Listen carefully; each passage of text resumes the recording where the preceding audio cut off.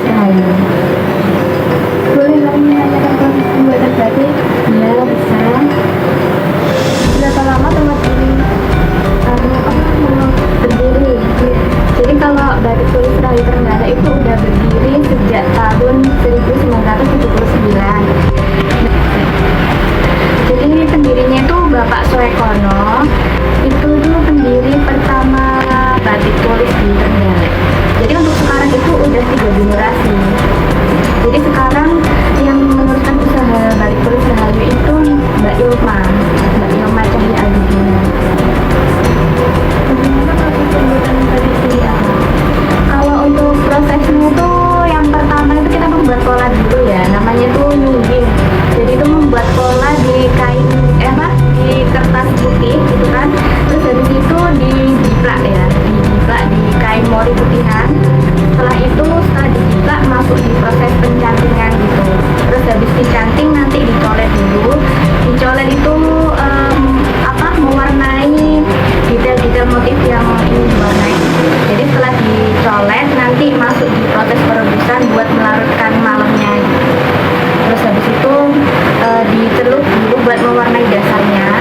Setelah itu dijemur. Jadi emang proses membuat batik itu enggak sebentar gitu, jadi lama.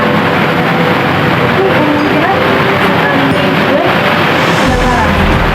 Jadi kalau tergantung kesulitan motifnya ya. Jadi kalau motif yang biasa gitu, yang simple gitu mungkin 1 mingguan ya. Tapi kalau motifnya itu yang beragam itu yang full motif itu bisa memakan waktu 3 bulanan gitu.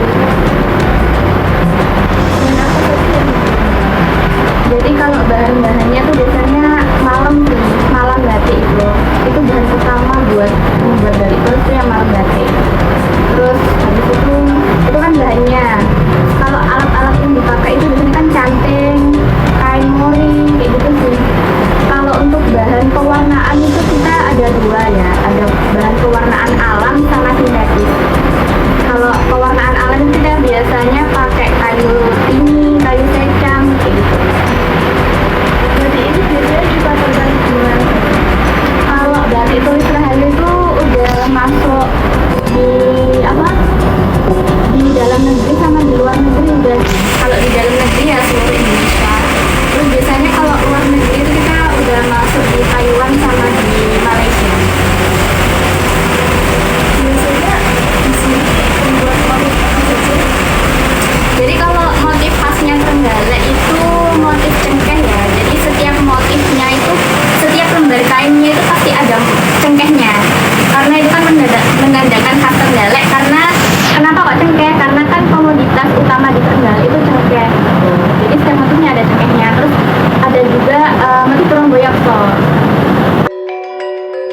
Ini yang udah dicamping tuh kayak gini.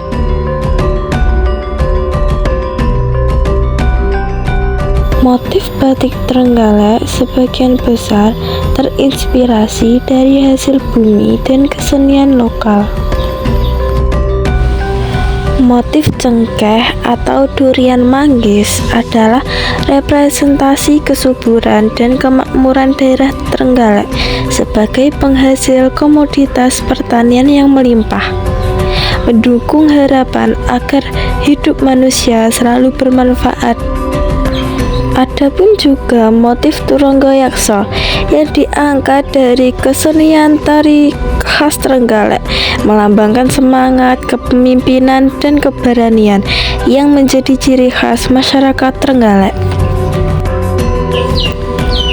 Proses pembuatan batik Trenggalek mengajarkan kita nilai-nilai luhur seperti tenggang rasa yang terlihat dari kesabaran dan ketelitian saat membubuhkan isin-isin batik.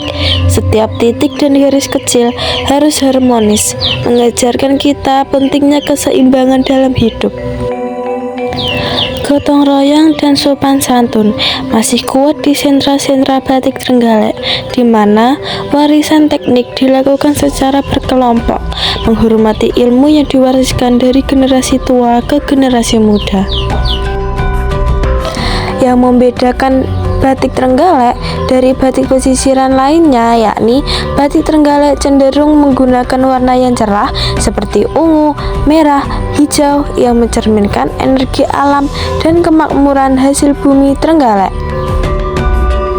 Melalui kain batik mengajarkan kita untuk bangga pada identitas lokal, mencintai hasil bumi, dan menjaga kesenian tradisional.